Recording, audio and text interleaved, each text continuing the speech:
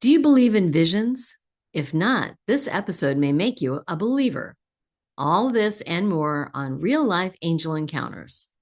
Angels. We all have them. They're our unseen guides, our companions, our teachers, and they're all around us. Sometimes they make themselves known in the most miraculous ways. Join me, Level 3 QHHT practitioner, angel communicator, and Reiki master, Christy Clemens Hoffman, with stories from real people who have experienced uplifting phenomena and real-life angel encounters. Hello, and welcome back to Real Life Angel Encounters, the award-winning podcast for those who like their paranormal with a heavy dose of positivity and their spirituality with actual spirits. I am your host, Christy Clemens Hoffman, Reiki master, Level 3 QHHT practitioner, and angel communicator based in the beautiful Kansas City area. Now, if you're like me, you love a good story of visions. And people ask me all the time when I do interviews or just talking to people about the podcast, well, what makes people who've had these kind of visions and sightings special? And why haven't I had them? Well, that's an excellent question. There's nothing that sets these people apart, really. You don't have to be Moses. You don't have to be Joan of Arc to have a sighting or a vision. And I stress this all the time. That's why this is real life angel encounters and not fancy person, spiritual guru angel encounters. No, this is real stuff from real people just like you. Now, this week I was in a bit of a panic because we didn't have any stories for the next episode. And then I quickly found two people who were willing to tell their stories. But please, please, please, if you have any stories that are positive and kind of make you scratch your head, or something that is a little paranormal, but still really positive, uplifting, synchronous, and cool, please reach out. If you've been listening to this show for any length of time, you know this is a big umbrella. It's very rare that we'll have sightings of angels with actual wings and halos and things like that. Most of these sightings, most of these things are visions, dreams, loved one visits. Sometimes it's people showing up at the right time in the right place with the exact message or lending assistance for what's exactly needed. So it's a very wide umbrella. And please just get me your stories. Now, before we go on too much further, there are some other asks that I have for you. And of course, the big one is send your stories. But some other asks are you're listening to this podcast right now. That's undeniable. So right now, please take a moment and subscribe, like, follow, whatever it is, wherever you're listening, whether it's YouTube, Apple Podcasts, Spotify, Podbean, wherever you're listening. Please, please, please just like, follow, subscribe. That way you'll get notified the next time that we have an episode out. Also, if you would, please share this podcast. Share the entire show. Why not? Hey, did you hear about the Real Life Angel Encounters podcast? Also, share this episode. If you hear something you like here, share it with your contacts. Another thing to do is to please rate and review this podcast. Wherever you're listening, there's a way to give us a thumbs up, a like, write a review, whatever it is, please, please, please. That helps the algorithms. And then lastly, if you're feeling particularly generous, there is a link in the show notes where you can make a direct contribution to this podcast to keep it going. In addition to the stories that we desperately need, and funds are also helpful because all of the money to produce this podcast, which is free for you to listen to, comes out of my pocket. So I don't know, buy me a cup of coffee or something. Greatly appreciated. All right, that's it.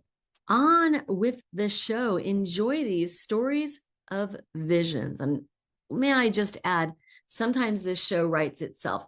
I don't have anything showing up, and then all of a sudden I get two stories that go together because they have the same theme. You can't make this up. All right, enjoy. Next up, we have Casie, who is a return caller. Casie, you're in Northwest Arkansas, and you've got some amazing stories. I mean, look at your books behind you. Tell us why they're abominations. Well, because an angel called me an abomination when I was 10 years old. Why did the angel call you an abomination? And no, this is not the setup to a joke.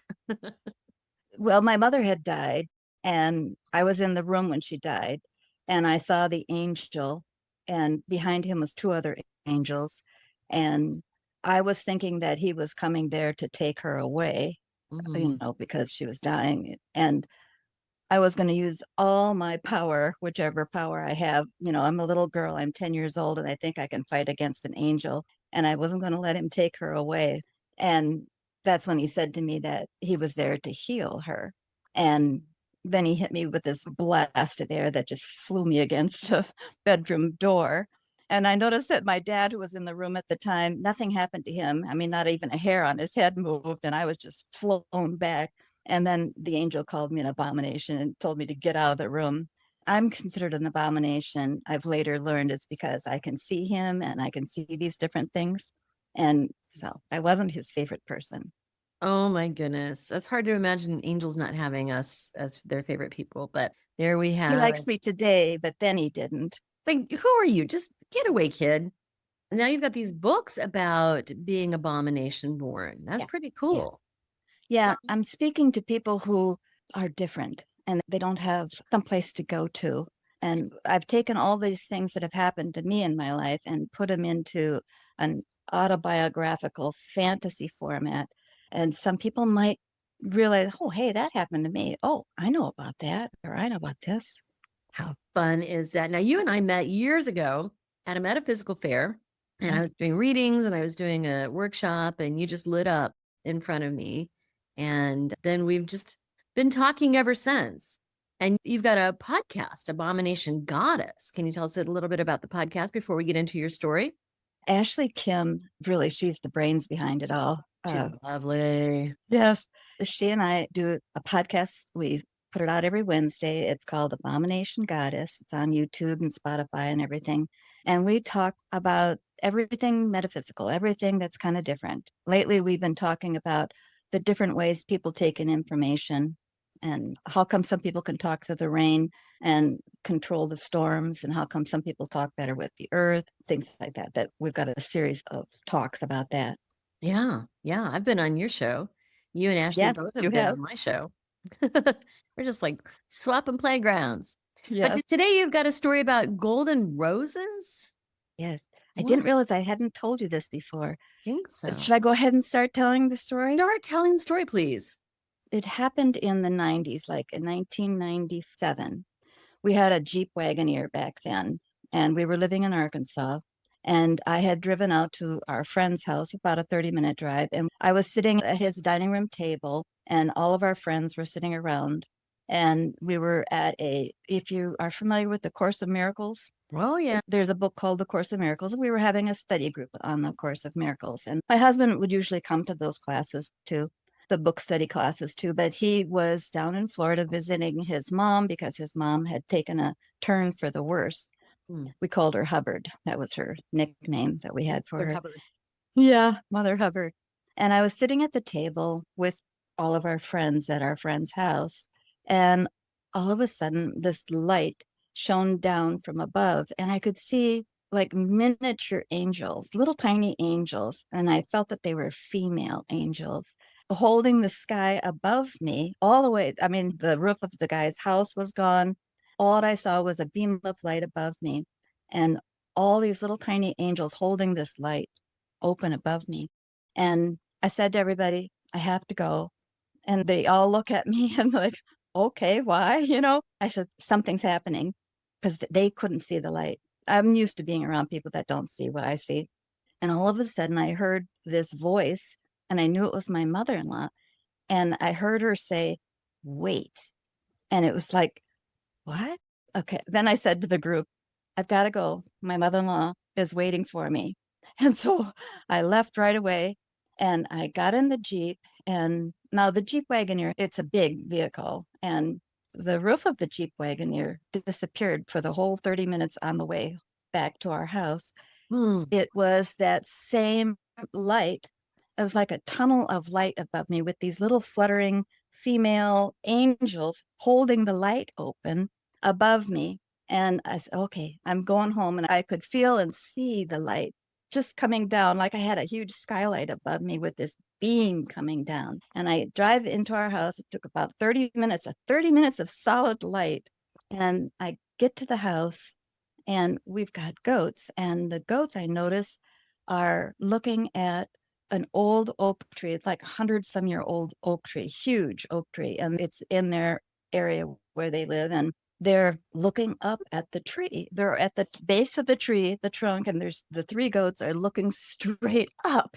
And so I looked over there, and this light beam that was above the Jeep, I had just gotten out of the Jeep. The light beam went straight over the tree, and the whole tree turned into this golden light of tree with that same beam of light above it with all these little fluttering angels. They were all female angels, little fluttering angels, like they were holding the sky open right there. Wow. So I go over to where the goats are. And usually when I go to the goats, they're all over me. They want to eat my dress or something like that. Oh, But absolutely. they didn't move. They had their eyes transfixed straight up. So they're looking up into the branches of the tree. So I'm up right next to the trunk of this big, huge tree, and I'm looking straight up. And all of a sudden, golden roses rained down on us. And with each rose, and the roses were long stemmed roses, and the flower part was facing downward. And they had leaves on them, and they still had their thorns on them, but they were golden. And each one, as it touched me, oh my God, so much joy. I was just filled with so much joy. And the goats, you could just see the golden roses as they came down. The goats and I were just transfixed by this wonderful experience. And then the roses stopped, and that light, it kind of grew, it opened itself. And like these angels were on each side of this beam, and they were like opening a portal in the sky. And it was a long, narrow portal that opened up. And Wow. on the other side of the portal was a party going on, like something you'd see in the 1940s, in those old movies where A they had garden that there's party. yeah, bar kind of thing. They've got their cigarettes and their little glasses with the stems and Oh, yeah. Manhattans and, Right. all these fancy drinks. And all these people were there, and there's cigarettes and they're smoking and there's this party, and their heads were all coming close to the edge of this opening with all these fluttering wings on the side, holding this open. And then I saw it. I saw her. It was my mother-in-law. She was there. She was an aristocrat type of woman, who went to all the garden parties and all the golf club parties. And, she was that kind of a woman. And there were all her friends that had passed away and her two husbands that had passed away. They were all there having this party. And the joy that came out of those people was unbelievable. I was surrounded by joy. I thought I could never forget that joy. I thought that for the rest of my life, I will be in a state of pure bliss joy.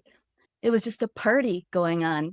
And, they all had their cigarettes and their beautiful manicured nails. And it was just a wonderful scene. And then the angels started to close it up. And I waved goodbye to them, and it closed up. And when it closed, again, the roses came down on us. And again, that joy, that absolute pure joy. And it was going down into the ground. But that whole time, I realized the tree was invisible. The tree was gone. Here we were standing underneath this tree, and I didn't realize it. But when that portal opened, it was the tree had opened. Mm-hmm. And when it was closed again, the tree appeared again, and it was still sparkling white and gold. The tree was this huge oak tree. And then all of a sudden, it was just over with. But I still had that sense of joy. I thought I would never lose that sense of joy.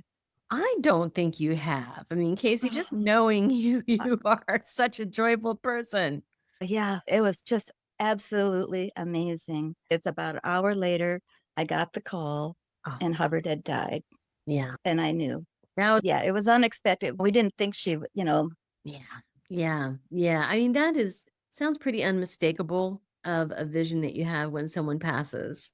So I yes, would be surprised if she didn't pass or hadn't passed then. yes, But yeah, yes. makes a lot of sense. And Oh she my. had always wanted to come to our house in the Ozarks, but she's a pretty frail person and traveling was difficult for her.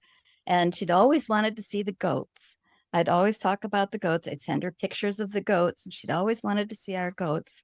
And she got to see the goats, and Oh, she got to say goodbye to me. that's beautiful. What a beautiful, beautiful story. I do believe our loved ones come to us when we can't be there, or they can't be with us, and let us know that, hey, I took off. It's like calling to say, hey, I'm leaving now, or just letting somebody know that you're leaving. Yeah. Beautiful story. Thank Yeah. you so much for sharing. And so, where can our listeners find your books, the Abomination Born series? Where can they find those? Oh, well, right now they're still on just Amazon, but in October sometime, it'll probably be in November when it's done. Ashley is moving them over so that they can be available in libraries as well as other Yeah, bookstores and things too. terrific. So they'll have a much wider network.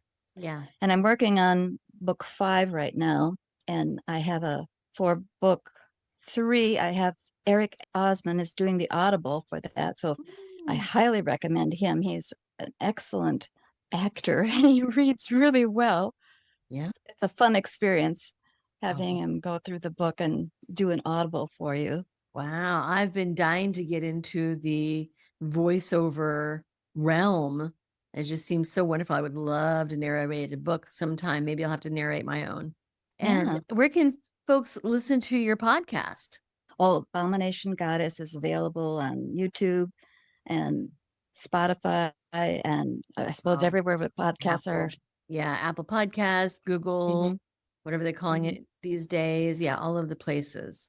Yeah, pretty much that's What's standard anymore. what's fun about the golden roses? Now, one of I the love things that that. is kind of cool to know is, in the Middle Ages, they used to have statues of the saints and things, and they're called attributes. So people could know who that saint was. They would put at the feet of the saint or whoever it was, they would put something at their feet as an insignia of who they were. Like their foot was on top of a lion or their foot was on top of a dragon or something like that. For And the church. golden roses always represents Mary. So as soon as I saw the golden roses, it's like, oh my God, that's her.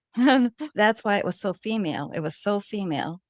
Mm, what a Oh, beautiful. it Oh, was such an experience. I always associate roses with Mother Mary anyway. Yeah. Rose scent, rose essence, Yeah. rose oil. Oh, that was right. The scent that came Oh, down was yeah. roses. And I have an allergy to roses. Yeah, too much of the smell of roses, I'll start sneezing, but this was definitely not one that I was allergic to at all. That's It almost had music to the scent, if that makes sense. It was so perfect sense. wonderful. Perfect sense. That's beautiful. Well, thank you so much for sharing your story, Casie. And I'm sure if you think of any others, let me know. I'm your gal. Always looking for stories. You have great You have ones. such a wonderful podcast. Oh, thank you, honey. Yours is too. It's just so much fun. It's so much fun. I love trading episodes with you guys. Well, wonderful. Thanks for appearing and sharing your real life angel encounter. Thank you. And now we have Vyasa in Arizona who's got a very interesting story involving Archangel Metatron. Thank you for joining me here today, Vyasa. Thank you for welcoming me here and having me on. Absolutely. So you've had an encounter with Archangel Metatron. What happened? Well, this was back in March of 1976. I was working at the U.S. Geological Survey. I was going to quit to go to graduate school, and I wanted to do something in the summer.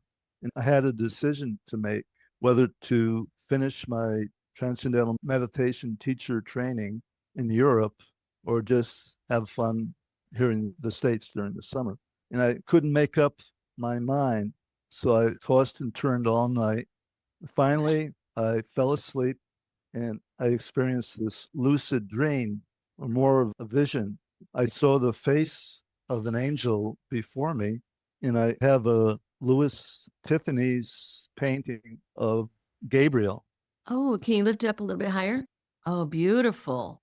Beautiful. So this is a stained glass painting by Louis Tiffany. This That, is the closest thing I could find to what I saw that night. whoa.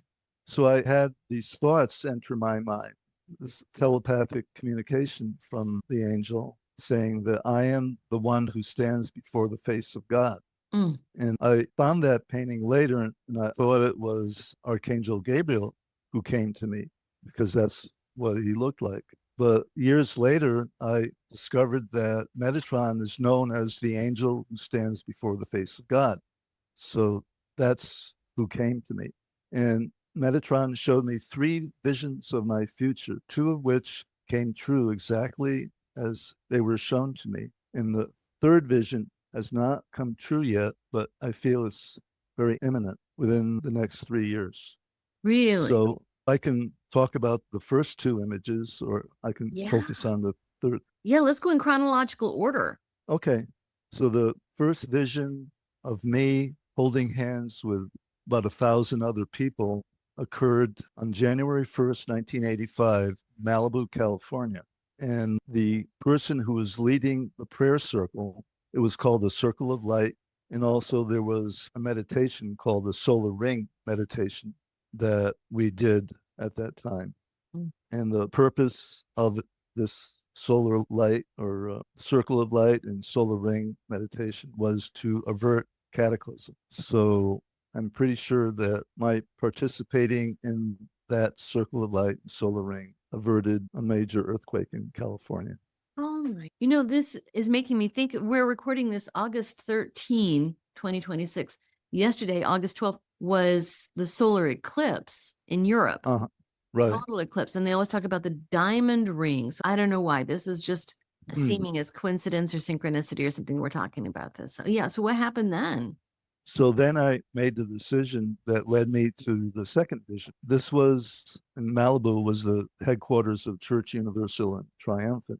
And Mm. they had a ranch in Montana. In my second vision, I was in the mountains, and there were a lot of people arriving, and they were all afraid and sad. And so I made the decision after the first vision to go to Montana to join the church's ranch there near Yellowstone Park. So 5 years later, in 1990, there was a prediction by the head of the church, Elizabeth Clare Prophet, that there would be an international crisis that would lead to a first strike attack on the United States by Russia. So I was instrumental, and because of my drafting experience, I drafted the blueprints for underground fallout shelters, three huge underground shelters, which were constructed and were ready by the spring of 1990, which Elizabeth Clare Prophet predicted would be the approximate time of the first strike attack. And by God's grace and by the prayers of all those who came to Montana and by everyone being prepared, that also was averted. And some people were angry that they left jobs and family to go to Montana for this event that didn't happen. Non-event. But 3 years later, I think the May issue of the New Yorker magazine, there was an interview with the deputy director of the CIA, Richard J. Keir. And in the interview, he said that in the spring of 1990, around April and May of 1990, there was, well, I'll read his quote. It's not too long. It was the most dangerous nuclear situation we have ever faced since I've been in the US government. It may be as close as we ever come to a nuclear exchange. It was far more frightening than the Cuban Missile Crisis. So that confirmed what Elizabeth Clare Prophet said, that by our building the shelters and going to them and doing a lot of prayer and meditation, decrees for averting the nuclear war, that it was averted. So those are the two visions that came true. And the third vision was I found myself in a large aerial vehicle, probably a spacecraft, maybe operated by extraterrestrials. And I was looking out the port window on the Southwest United States. I could see the land features of Texas and Baja California. So I knew I was looking at the Southwest United States, and there were a lot of fires. And so that was my vision. And during the vision, I felt relieved that I was being taken to a safe place. Right. And each time that you receive these visions, or various times throughout this experience, Archangel Metatron kept saying, "Behold, behold." Right. Behold, that's all he said. But after the third vision, he said, these are things that may or may not come to pass depending on your decisions. Mhm. So I think I made the right decisions because I'm here in Safford, Arizona, which I think is the place where the third vision will happen, that I will be transported to safety. And I didn't know when, didn't know where, but last summer in Mount Shasta, I attended a spiritual conference, and one of the speakers there was Peter Mount Shasta. I Mm. don't know if you're familiar with him, No, not. but he told everyone about an experience of him being taken up in a UFO and meeting Saint Germain. And Mm. you probably heard of Saint Germain, right? Oh my goodness, yes. So Saint Germain was in that UFO. He was transported to Agartha, and Saint Germain told him that just as in the past, thousands of years ago, during the sinking of Atlantis, there were certain people were evacuated to Agartha at that time. And he said, just as it was then, so it will be in the near future when there will be an evacuation of certain people from the surface to be taken to safety in the inner earth kingdom of Agartha. So when Peter Mount Shasta said that, I knew that was what my vision, my third vision was about. Mm. So I've been in communication with Peter ever since then, in the last year or so. Hmm. And he feels that it could be imminent, like any day now, that this could happen. What kind of But event do you think this is? that's one thing I'm still not sure about, but I think it has to do with fires because Oh, I saw a fire in my third vision, and other people have told me that they think it's going to involve fire. there's all kinds of wildfires going on, even in Europe. Right. In Canada, Yeah, Northwest United States. Uh-huh. right. But I don't think it's going to be this year because I looked at the fire danger forecasts for Arizona, New Mexico, and the other parts of the Southwest. And it's not very dangerous right now for our area, probably because we have a lot of monsoon rains, Wow. and that has dampened all the forests and brush. So I'm thinking that maybe next summer or the following summer. But I wrote a book about my experience. It's one of the chapters in the book. It's called the 2035 Golden Age. Yeah. And in that book, I predicted that my third vision would happen on a certain date range, September 9th to 11th of 2029. So Very nice. that's my prediction. Yeah. And it's in my book, I say that prophecy is given so that it can be averted. If Hmm. enough people pray that it won't happen, then it could be avoided or delayed. Like in the Bible, Jonah was told to give a prophecy of the destruction of Nineveh. And he knew that if he told the Ninevites that their city would be destroyed, that they might pray that it be averted. And I guess he hated the Ninevites for some reason. So he didn't want to tell them that, but God had other plans. So he eventually told the Ninevites the prophecy of what was going to happen. And they repented, they prayed, and Nineveh was not destroyed. So I'm hoping this is a similar situation, that it will be averted or at least mitigated to some extent. And I think right now it's so close that it's unlikely that it will be completely averted. But I think we still have an opportunity to avert what's coming, fire or cataclysm or whatever. And think about how many times the end of the world has been predicted. I mean, famously within Uh-huh. my lifetime, like at least two or three, and then Uh-huh. it's avoided. So, what do you think happens when these things are predicted and then we manage to avoid them? How do we pull that off? Well, Edgar Casey predicted a lot of destruction, Yeah. bad events in the 1990s. And I think the prayers work that was done by thousands of people in the Church Universal and Triumphant and other religions during the 80s, around 1990, averted Casey's predictions. I know it averted the nuclear war in the spring of 1990. may also have averted other predicted cataclysms from Casie and others for the 1990s. Mhm. Now, when we think of these major world events, I mean, like the physical world events, I would think of Archangel Ariel, since she oversees like the natural world, or Archangel Shamuel with the nuclear attacks because he oversees world peace. Why do you think Metatron is the one that was the messenger? I've never thought of that. Why was it Metatron came to me? Yeah. I think it's because I have a special relationship with him, probably from past Mm, lives. I know he was Enoch, and I know I've yeah. had past embodiments in Israel. So I may have been his disciple when he was Enoch. I don't know. But I know I have a devotion to Metatron.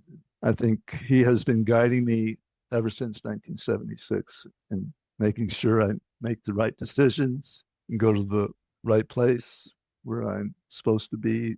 And I think somehow my presence at these three places of the visions was important. It was important that I be there. Yeah. Yeah. Why you, do you think?